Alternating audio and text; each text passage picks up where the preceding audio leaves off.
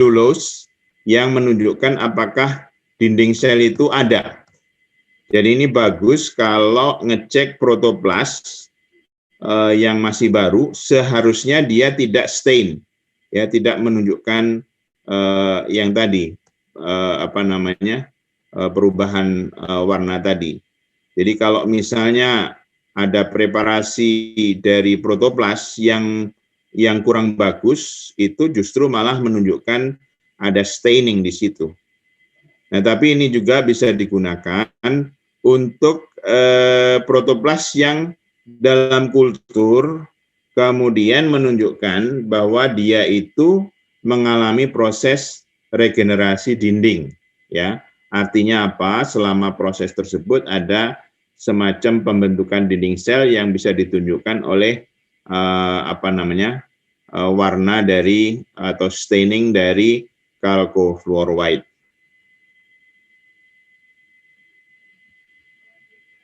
Bagaimana cara mengakses protoplast? Ya, tentunya bisa dilihat dari kelakuan sesudah kultur, ya, bagaimana pembentukan dinding selnya, pembelahannya, dan seterusnya. Jadi apa-apa yang tadi disebutkan itu dapat dilakukan pada protoplast yang baru diisolasi ataupun protoplast sesudah mengalami periode kultur. Oke, ada pertanyaan sampai di sini?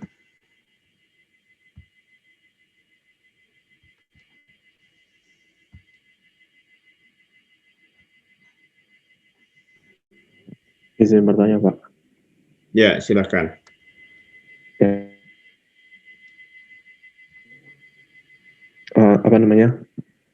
Protoplastnya kita lihat mana yang masih sehat dan mana yang tidak sehat. Tadi terlihat seperti contoh yang gambar pada pewarnaan, sepertinya hanya sedikit gitu yang sehat gitu, Pak. Kemudian untuk nantinya untuk digunakan untuk dipindahkan itu sebagai mana ya? Protoplast itu kecil. Kemudian terlihat juga itu cuma sedikit dari sekian banyak protoplast yang jadi. Gitu, Pak. Terima kasih. Ya.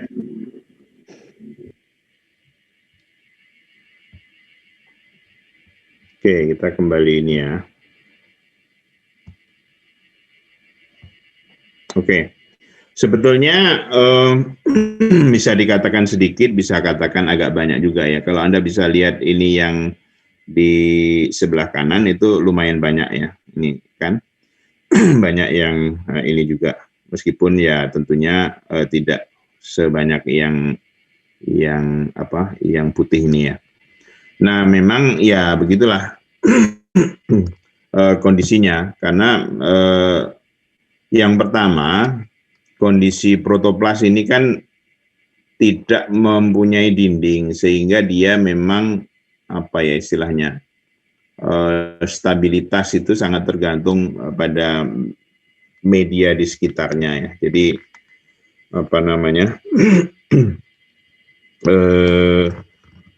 lebih labil lah begitu dibandingkan ini. Tapi ya itulah kesulitan bekerja dengan protoplast seperti itu. Tapi yang jelas bahwa dalam proses misalnya kalau kita mau mengkulturkan itu akan diikuti proses-proses, yaitu tahapannya biasanya akan regenerasi dinding dulu, kemudian pembelahan, dan baru morfogenesis. Nanti sudah ini akan dijelaskan berikutnya. Moga-moga menjawab. Baik, Pak, terima kasih, Pak. Ya.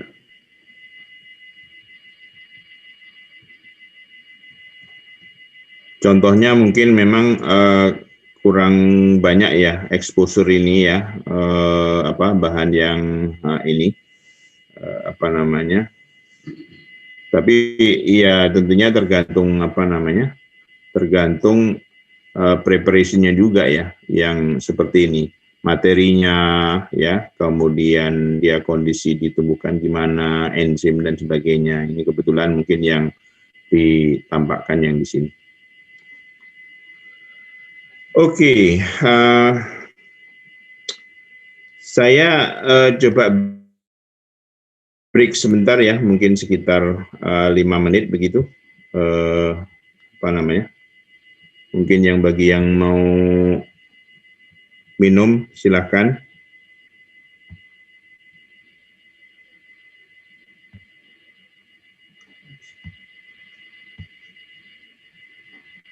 Kok hilang?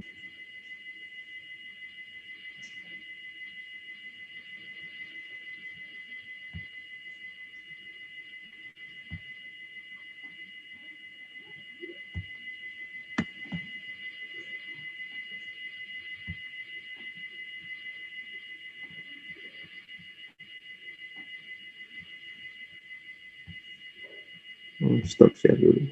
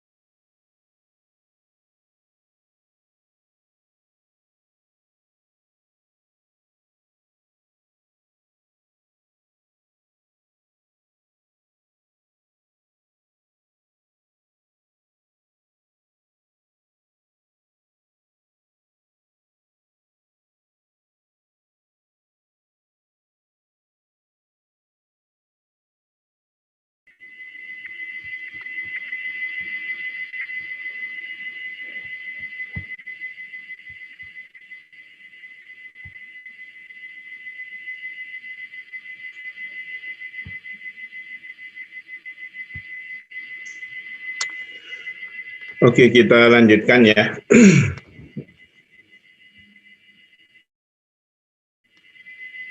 Jadi kita bahas tentang kegunaan dari protoplas tanaman. Yang pertama,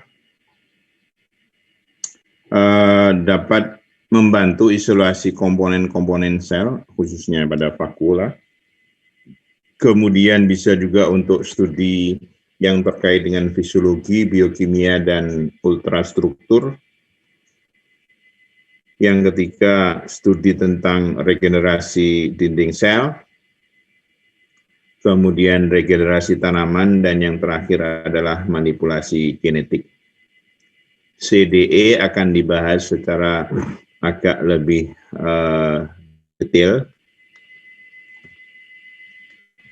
Nah, di dalam proses regenerasi dinding sel dari protoplas, kita akan melewati skema, yaitu dari protoplas menjadi sel. Jadi sebetulnya sel yang utuh itu adalah sel yang mempunyai dinding, sehingga protoplas itu harus ditutup dulu oleh dinding ya. Jadi lewat proses yang disebut dengan wall regeneration. Jadi regenerasi dinding di sekitar plasma membran. Baru kemudian diikuti oleh pembelahan sel, yaitu membentuk jaringan.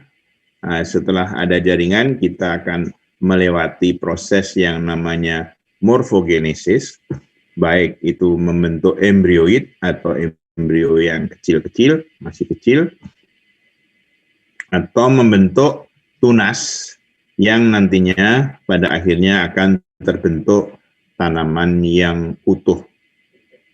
Nah, banyak paper kultur protoplas itu memasukkan data tentang pembentukan tunas dari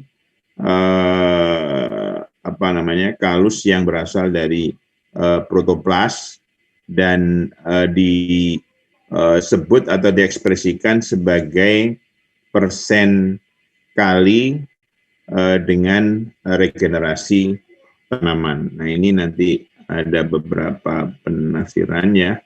Nah, ini contoh tahapan kultur protoplas. Anda bisa lihat stepnya 1, 2, 3, 4, 5. Mungkin bisa juga 6. Jadi memang tahapannya lumayan banyak, yaitu dan medianya juga dengan kombinasi zat pengatur tumbuh yang beda-beda. Anda bisa lihat di situ VKM, media VKM dengan ZPTA, media VKM dengan ZPTB, MS dengan ZPTC, dan regenerasi tanaman MS dengan ZPTD. Nah, tentunya ini merupakan penyederhanaan ya, yang nanti untuk tiap tanaman atau bahkan tipe jaringan itu bisa berbeda-beda. Nah, masing-masing tahapan itu akan kritikal sesuai dengan tahapan yang sesuai dengan sekuen yang disebutkan sebelumnya. Yang pertama adalah regenerasi sel wall, kemudian kalau itu sudah bagus, baru diikuti dengan pembelahan sel. Kalau pembelahan sel udah dimulai, ada pembelahan sel yang dipercepat sehingga membentuk mikrokali atau kalus yang kecil yang bisa dilihat oleh mata. Nah, kemudian bisa dihitung yang namanya plating efficiency. Nanti bisa di slide yang berikutnya. Kemudian baru ada regenerasi tunas, kalau misalnya ini bisa juga pengakaran dan seterusnya. Nah, kondisi pembelahan sel dan regenerasi dinding. Jadi pembentukan dinding harus selalu terjadi sebelum pembelahan. Jadi pembelahan ini relatif lebih sulit dicapai dibandingkan dengan pembentukan dinding. Dan ini keberhasilannya akan bervariasi tergantung kepada spesies dan sumber protoplasnya. Nah, di jurnal tadi sudah disebutkan ada plating efficiency dan division efficiency. Jadi ini merupakan persentase dari protoplas yang membelah dan membentuk koloni. Nah, tentunya ini harus dilihat di tiap paper, mungkin penafsirannya akan berbeda-beda. Kemudian tahap berikutnya adalah morfogenesis. Ini lebih sulit dibandingkan pembelahan sel. Kita bisa dapat mendapat kalus tetapi tanpa morfogenesis, terutama kalau protoplasnya berasal dari suspensi sel yang hanya membelah tetapi memang kehilangan kemampuan regenerasinya. Ada juga kita bisa mendapatkan protoplas daun yang regenerasinya bagus. Nah, seperti minggu lalu kita bahas tentang dependensi dari genotipa pada kultur anter ya. Masih ingat? Yaitu yang Japonica itu kan interculturability-nya lebih bagus dibandingkan dengan Indica. Itu di level subspesies. Nah, ini pada protoplas ini genotype juga matters, ya berpengaruh ya. Nah, subspesies atau spesies protoplas yang berasal dari spesies famili Solanaceae itu secara umum regenerasinya bagus, mulai dari tembakau, kentang, petunia. Tapi pada tomat itu tidak. Minggu lalu saya juga sebutkan di antara kultur anter pada cabai, terong itu relatif mudah. Tetapi tomat ini yang paling sulit. Boro-boro menghasilkan tanaman untuk membentuk kalus saja itu sulit sekali pada tomat. Kemudian juga variasi itu bisa terjadi antar kultivar. Jadi misalnya pada contoh ini brokoli, protoplas daun brokoli. Kemudian kegunaan protoplas yang berikutnya adalah studi tentang regenerasi tanaman. Nah, ini kultur awal pada protoplas ini bisa bentuknya macam-macam ya.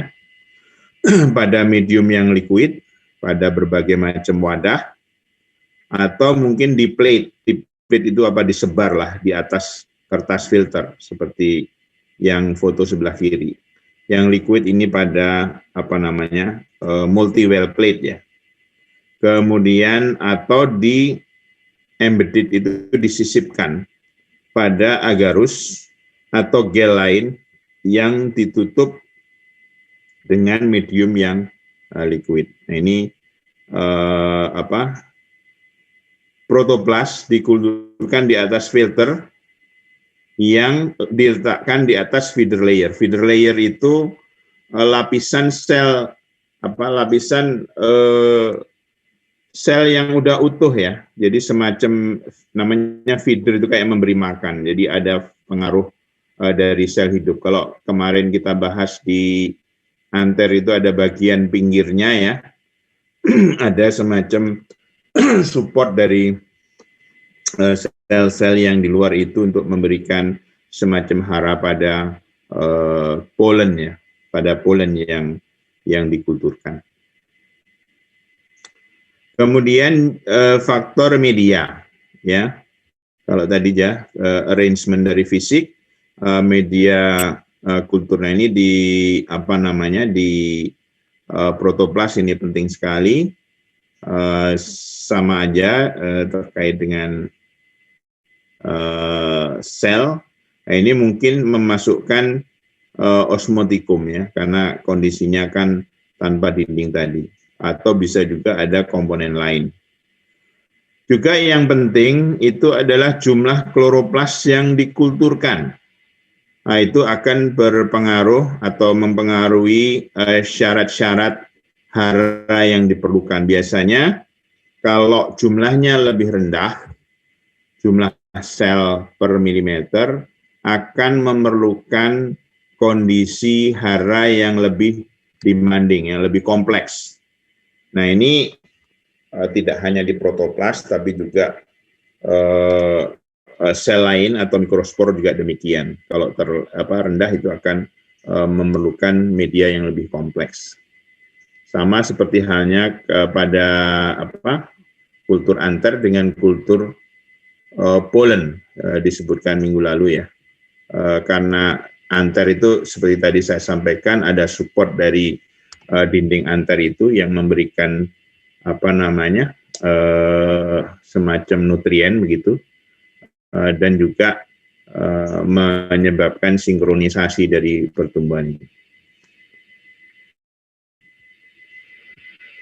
Cara-cara memperbaiki pertumbuhan pada densitas yang rendah atau kultur yang sulit, yaitu memperkaya medium dengan menambahkan komponen, atau mungkin ada mengkondisikan perlakuan tertentu, atau menambahkan sel yang hidup tadi yang feeder layer tadi. Jadi secara fisik terpisah dari sel, tetapi ada semacam kontak difusi dengan mereka. Bisa juga campur sel tetapi yang tidak bisa membelah. Jadi contoh sel yang sudah diiradiasi atau sel yang mudah membedakan dengan cell of interest. Cell of interest itu maksudnya yang berasal dari protoplas tadi. Cara lain adalah dengan mengurangi volume medium, ya sama aja dengan memadatkannya. Jadi apakah itu dengan small droplet atau tetesan yang kecil. Bagaimana hubungan jumlah protoplas dan keberhasilan? Berapa yang reasonable, yaitu kisarannya yang umum adalah 50.000 protoplas per mili. Tapi dengan interest diturun-turunkan, kalau medianya dipenuhi itu bisa juga antara 10 sampai 100 protoplas.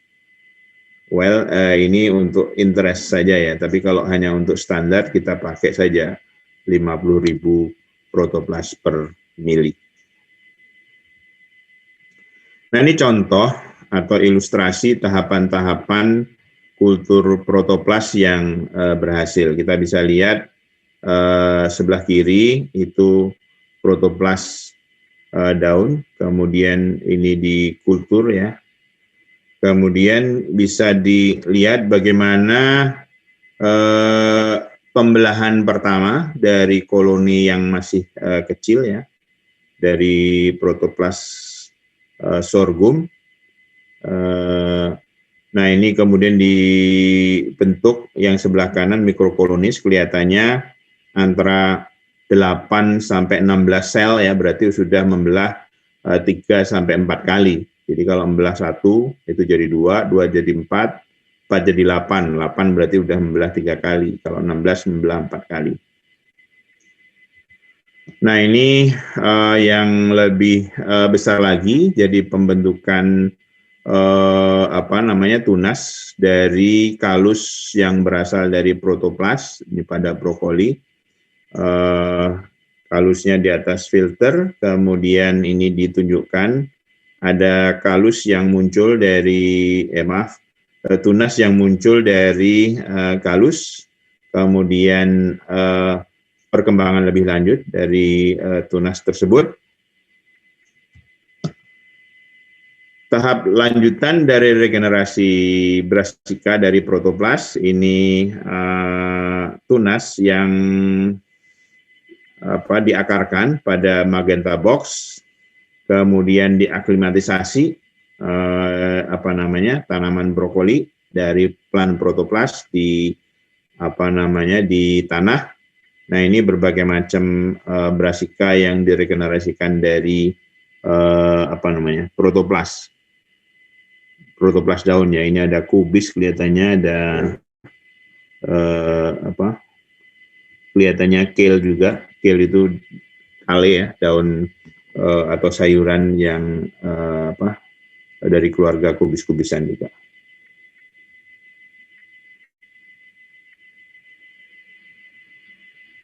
Kemudian langkah lanjutan dari kultur protoplas.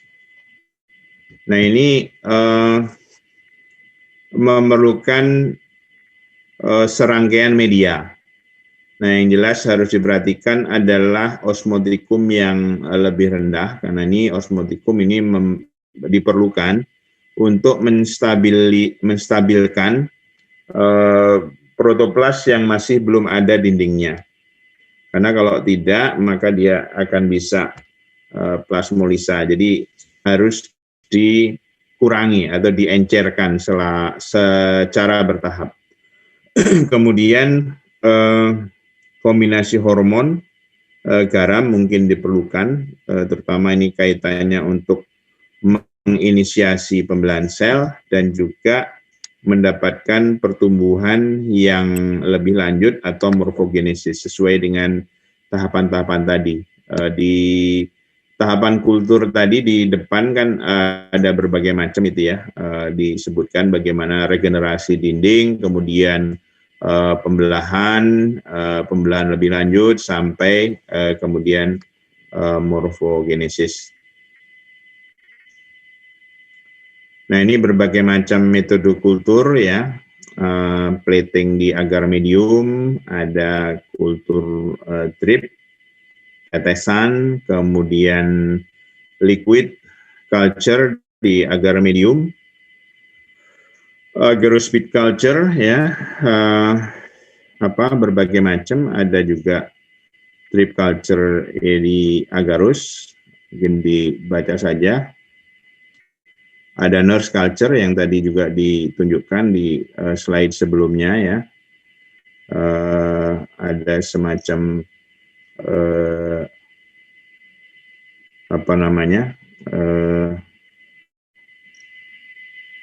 sel yang mendukung ya. Oke. Ada pertanyaan terkait dengan bahan sebelumnya?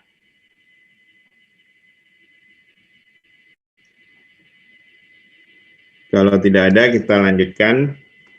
Sekarang masuk ke faktor-faktor yang mempengaruhi regenerasi tanaman dari protoplas. Yang paling utama adalah senyawa kimia pada medium, ya. Dan paling utama kelihatannya adalah sumber nitrat, kemudian sumber Fe, dan sumber karbon. Ini ada berbagai macam ya, sukrosa kelihatannya lebih bagus daripada selubiosa, glukosa, dan galaktosa. Nah, mungkin saja ada bagian-bagian yang atau mungkin spesies tertentu yang spesifik. Nah, ini harus dilihat dari masing-masing ya, kalau penelitian harus dicoba ya. Kemudian vitamin. Nah, ini berbagai macam, misalnya pada Phaseolus itu memerlukan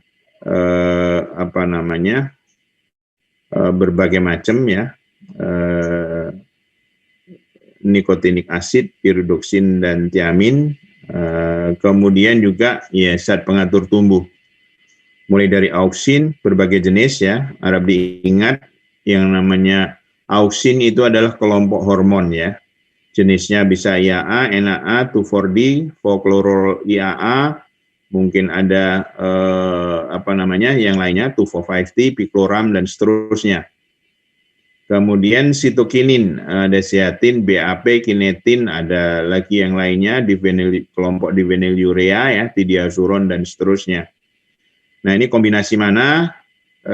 Ini harus dilihat, dan keperluan zat pengatur tumbuh itu berbeda-beda tergantung perkembangan protoplas. Seperti tadi di skema depan tadi, hampir di setiap tahapan untuk meregenerasikan dinding sel beda, untuk membelah beda, untuk regenerasi beda. Nah, mungkin nanti pengangkaran beda dan seterusnya.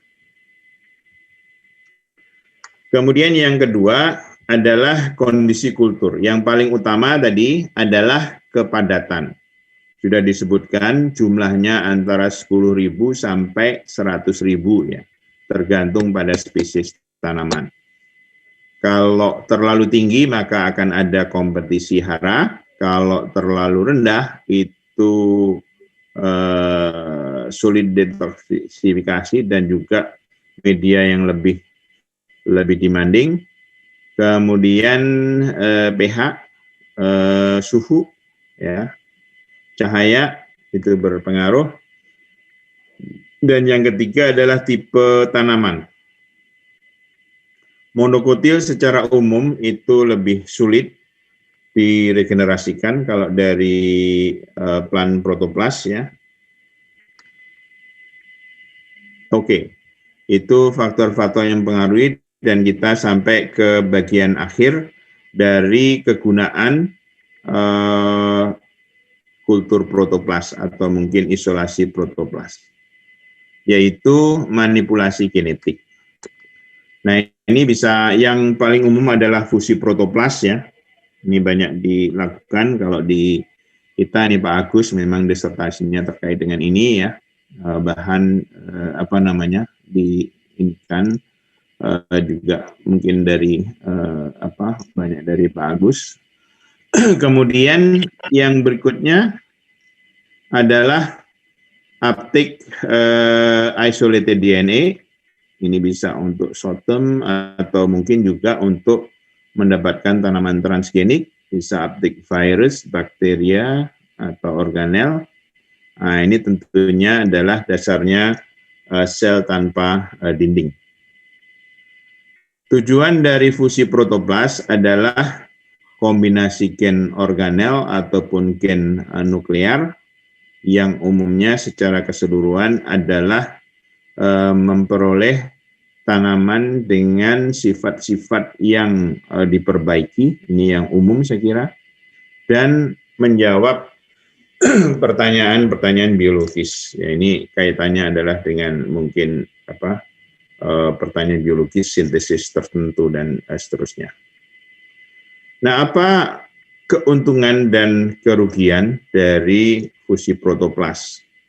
Yang pertama, bahwa keuntungan itu hibridisasi somatik itu dapat dikerjakan antar spesies, antar genus dan famili. Kemudian bisa dilakukan pada tanaman yang tidak berbunga atau steril. Hibridisasi juga dapat dilakukan pada tanaman yang sejauh ini secara alami tidak kompatibel. Kemudian kemungkinan bisa transfer gen sitoplasmik. Jadi sitoplasmik gen itu kita tahu ya, materi genetik itu kan ada yang di inti, ada yang di kloroplas, ada yang di mitokondria. Nah, kalau yang di inti itu berarti dia diturunkan secara seksual, tapi kalau yang di mitokondria dan di kloroplas itu maternally inherited, jadi diturunkan dari jalur ibu. Yang berikutnya rekonstruksi sitoplasmik dan nukleus. Kerugiannya apa? Kerugiannya ada kemungkinan eliminasi kromosom atau mungkin terjadi fragmen-fragmen DNA melalui delisi, translokasi, inversi dan seterusnya.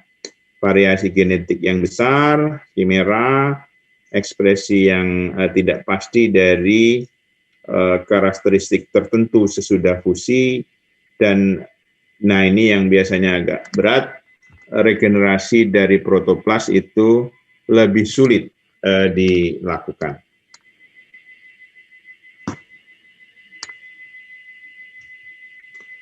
Nah ini fusi protoplas dilakukan dengan elektrofusi ya, dengan medan listrik pada Nicotiana yang albino dan kentang. Ini fusi pada sitrus. Dan skema yang dilakukan mungkin bagian dari disertasi doktor sebelumnya ya, yaitu fusi untuk mendapatkan jeruk seedless, yaitu dari sel diploid mandarin, ini jeruk ya. Kemudian difusikan dengan sel haploid yang berasal dari Callus microspore yang didapatkan mandarin triploid yang seedless. Bisa juga dilakukan ini pada wild species of rice, padi kerabat liar dan cultivated rice atau padi budidaya. Ini tahapannya bagaimana 4 hari sesudah ini mulai membelah ya. Kemudian terbentuk kali yang lebih besar, kecil membesar sehingga ada regenerasi sampai didapatkan tanaman. Oke, saya kira itu bahan untuk kloroplas. Ada pertanyaan protoplas, maaf. Ada pertanyaan terkait dengan materi terakhir?